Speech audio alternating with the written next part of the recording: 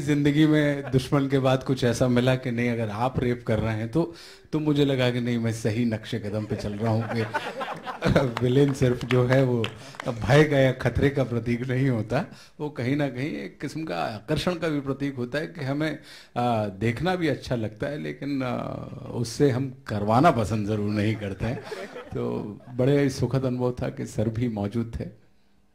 Fantastic. एक बात मैं कहना चाहूंगा कि जब मैं कहानी सुना रहा था आशुतोष जी को, तो मैंने कहा आप, तो उनको एक बार झटका लगा कि मैं कर रहा हूं, तो मैंने कहा यही तो इसका कन्विक्शन है। और जब मैंने उनको समझाया कि नहीं ये बिल्कुल जस्टिफाइड रहेगा, पहले उनको लग रहा था कि ये जस्टिफाइड रहेगा, तो मैंने कहा बिल्कुल जस्टिफाइड रहेगा। और ये रोल अभी मैंने आपको बताया इनके बारे में नहीं थे कि मैंने क्या चीज बताई, और सस्पेंस में नहीं खोलना चाहता था, इन्होंने आते ही खोल दिया तो कि मैंने बाप का रोल किया है।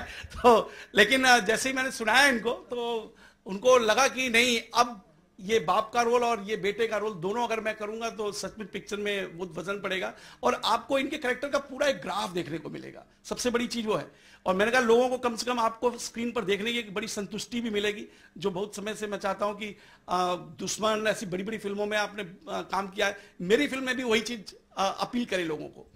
तो काफी खुशी हुई इनके साथ काम मिल गया, तो काफी अच्छी बातचीत होती है, इसलिए पहली बार तो एक अलग बात थी। और वैसे मैं इनको, ये मुझे नहीं जानते, लेकिन मैं इनको बहुत पहले जबलपुर से ये आ रहे थे और मैं ऊपर सोया हुआ था और ये नीचे सेकंड एसी में हम लोग बैठे हुए थे, और नीचे मैं उतरा तो मैंने देखा ये बैठे हुए और एक तमस किताब पढ़ रहे थे। तो जस्ट मैंने कहा कि आपने तो उन्होंने दुश्मन में ही काम किया था। तभी मैंने कहा आपने दुश्मन में काम किया है? बोले कि हाँ। तब उन्होंने सोचा कि अरे इन्होंने तो पहचान लिया, इनको शायद नहीं मालूम हो जाता। तो फिर मैंने इनसे बातचीत शुरू की, और इसके बाद एक और फिल्म के लिए मैं इनके पास गया था। उसी समय ये शूटिंग कर रहे थे फ्यूचर स्टूडियो में, परदेसी फिल्म थी या समथिंग ऐसा नाम था, तो कर रहे थे। तो मैं इनके पास गया, तब भगत सिंह की बहुत सी फिल्में बन रही थी, तब मैं इनके पास गया कि आप चंद्रशेखर आजाद का रोल करिए। शायद ये वो आदमी भूल गए होंगे, तब उसके लिए गया था। और मैं इनको काफी दिन से फॉलो कर रहा था। मैंने इनसे कहा भी कि मैं आपको ही लूंगा फिल्म में, क्योंकि मैं आपको काफी टाइम से फॉलो कर रहा हूं, आपको पता नहीं है। फैंटास्टिक। वैसे पार्क के लिए भी जी बहुत जल्दी हम आपको देख रहे हैं, हम ऐसे ही देखते रहे आपको जी। तो ये माफिया का किरदार है आपका इस जी पार्क में जी। तो बाप बेटे में कहीं कुछ इस हंसी मजाक भी है क्या? नहीं, वैसा नहीं है, लेकिन बिल्कुल एक ऐसी बात है कि आम के पेड़ से आम ही निकलता है और विष वृक्ष से विष फल ही उगते हैं। अब वो कम विषैले हों या ज़्यादा विषैले हों ये ज़रूर हो सकता है, लेकिन आम के पेड़ से इमली नहीं निकलेगी या विष नहीं निकलेगा, ऐसी वाली बात है।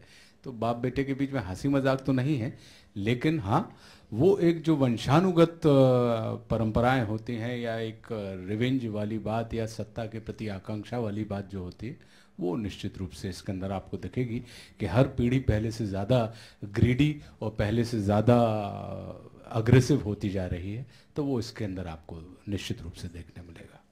सिंह साहब बहुत बहुत शुक्रिया आपके दिमाग में। कहानी जो है वो करीब 1 महीने तक मैंने माइंड में उसको एक्सरसाइज किया। उसके बाद कहानी पर राइटर्स सब लोगों ने काम किया अच्छा, और फिर जो कहानी बन के आई थोड़ी बहुत उसमें बीच में चेंज भी करना पड़ा हमें, तो उसे किया गया। लेकिन अच्छी एक शुद्ध रूप से कहानी, हिंदुस्तानी कहानी जिसको कहते हैं कि वो बन के बाहर आई है, और मुझे लगता है कि लोग पसंद करेंगे इसे।